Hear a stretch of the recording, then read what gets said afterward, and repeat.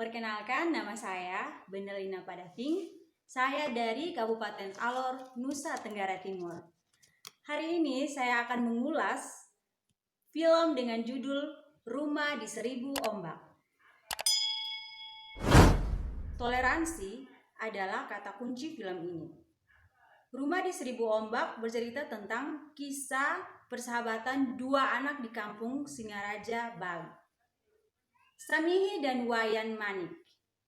Dua pribadi yang begitu berbeda, ya beda agama, beda sifat, beda hobi, beda nasib, dan beda orangnya. Persahabatan mereka membuktikan bahwa perbedaan bukan jurang pemisah, bukanlah sebuah alasan untuk bercerai-berai. Kisah mengharukan ini diceritakan oleh Mihi atau panggilan dari si Mihi. Mihi yang kembali ke Singaraja memandang Laut Lovina dengan penuh kerinduan. Dia mengenang sahabat lamanya, Yanik, panggilan dari si Wayan Manik. Seorang sosok yang dianggap sebagai seseorang big brother yang selalu menjaganya. Seorang yang berperan sangat besar dalam mengubah hidup Samihi dan keluarganya.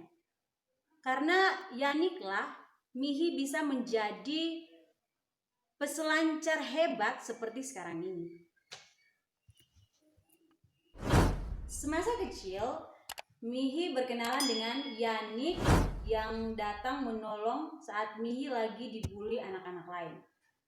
Mihi ini dulunya emang tergolong anak yang cengeng lantaran dilarang oleh ayahnya. Mihi jadi anak takut air, dia tidak bisa berenang, sukanya itu baca buku-buku kumpulan puisi, terus kerjanya sembahyang dan ngaji, persis kayak si Dul anak sekolahan. Kontras sekali dengan Yanik yang bisa dibilang sosok anak petani sejati. Dia mandiri, berani, suka mengirim surat ke dewa-dewa, jago berenang. Impiannya itu berenang bebas bersama lumba-lumba di lautan luas. Semenjak perkenalan itu, Mihi dan Yanik jadi akrab. Mereka sering main bersama dan saling membantu. Mihi membantu Yanik mencari uang agar Yanik bisa bersekolah kembali. Sedangkan Yanik membantu mencarikan seorang guru vokal buat Mihi yang mau ikutan lomba qiraah.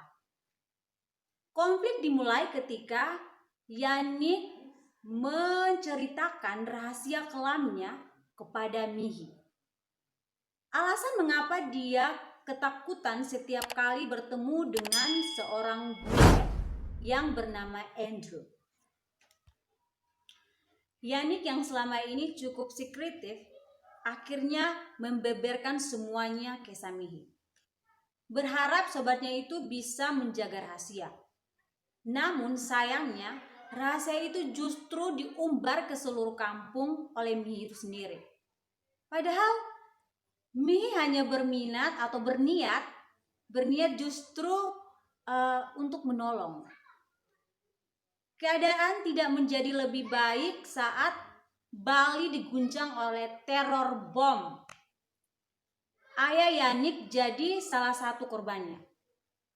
Setelah memberikan dukungan terakhir kali buat Samihi, Yanik yang hobi menulis surat itu pun menghilang dari kampung mereka. Nanti setelah dewasa, Yanik kembali lagi ke kampungnya dan menjalin hubungan kembali lagi dengan adiknya si Mihi, yaitu Samimi. Tapi kembalinya Yanik itu juga tidak untuk waktu yang lama.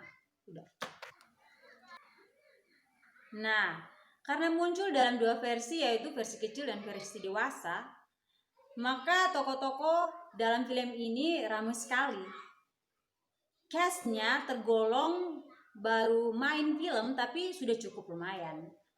Bisa mengimbangi aktor kawakan sekelas Lukman Sardi yang memerankan tokoh ayah Samihi. Endingnya juga cukup aneh. Samihi menatap laut dan berkata, "Aku yakin Yannick masih menungguku di sana." Dan sejurus kemudian dia masuk ke air bersama papan seluncurnya. Apa Mihi mau nyari Yannick ke laut?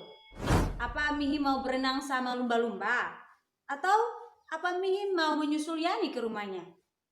Yang terjadi terhadap Samimi juga tidak disebutkan lagi. Mungkin memang sengaja dibuat agar berbeda dengan novelnya. Tapi jadinya malah tidak gantung, tapi juga tidak ada conclusionnya. Crown Jewel, film Rumah di Seribu Ombak ini tidak lain dan tidak bukan adalah Dede Rusma. Si pemeran Yannick kecil yang sukses tampil menghibur kemudian mengharukan di adegan berikutnya.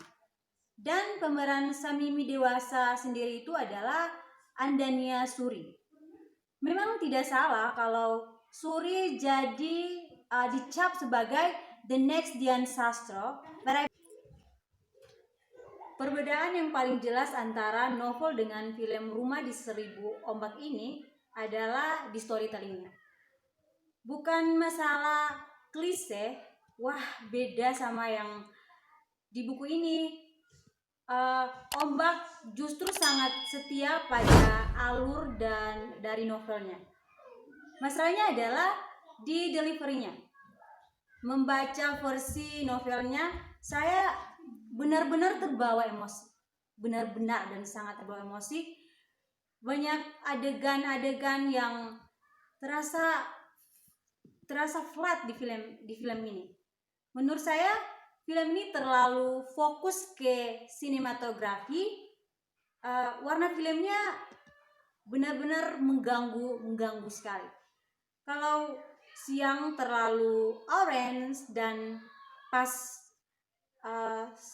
sendu terlalu biru. Padahal pasti lebih fun kalau warnanya cerah biasa saja. Pantai memang cantik, tapi beberapa adegan jadi kehilangan emosinya gara-gara terlalu fokus ke pemandangannya. Contohnya nih, pas adegan perkenalan Yannick dan Simihi. Rasanya itu kurang feel karena mata penonton dimanjakan dengan pemandangan laut yang diedit secantik mungkin. Emosi ceritanya jadi ngambang, jadi mengembang gitu. Konfliknya juga mengembang atau jadi ngambang. Toleransi dan pluralisme yang jadi topik utama malah seolah-olah mundur jadi latar belakang saja. Tidak ada pengembangan. Fokus ceritanya justru ke Yannick dengan segala permasalahan kehidupannya. Itu juga tidak tuntas-tuntas untuk dihabiskan. Oke. Sekian dari saya ulasan tentang film ini dan sampai jumpa.